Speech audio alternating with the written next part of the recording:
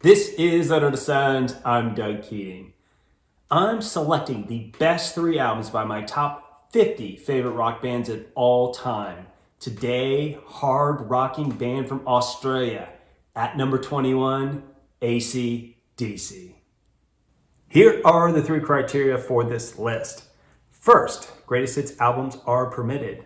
Second, no live albums. AC/DC's released a few that are really good.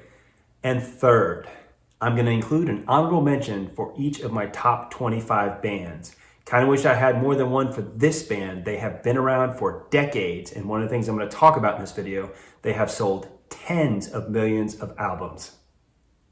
Let's see what artificial intelligence has to say about this list. I took a slightly different approach using ChatGPT this time. Normally, I factor in critical acclaim. I got strange results, so instead I said, let's just go purely with record sales. According to ChatGPT, here are the top 3 AC/DC albums based on record sales. And yes, look at those numbers.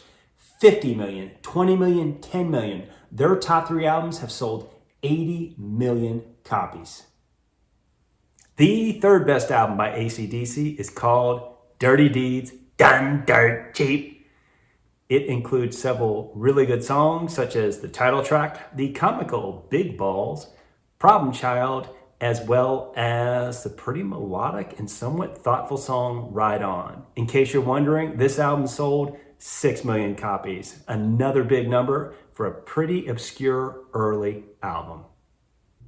The second best album by AC/DC is Highway to Hell.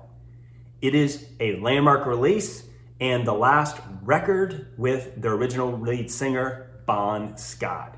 And yes, this is the album that got this Australian band in trouble with all the parents because they exclaimed they were on a highway to hell, and parents, they were concerned us kids were going there with them.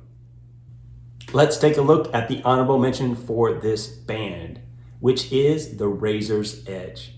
AC/DC had gone somewhat stale. They released several records in a row that did not do very well. Then this one came out and it kicked. It opened up with Thunderstruck, a song that is sung in stadiums across the globe these days, as well as Money Talks and several other rocking tunes.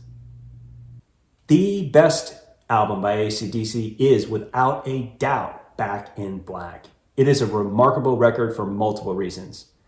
The band lost its lead singer, Bon Scott.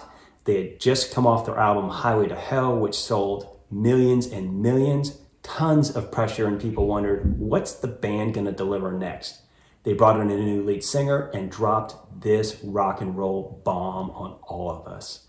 I own it on vinyl. It's considered one of the best albums of all time in rock and roll history.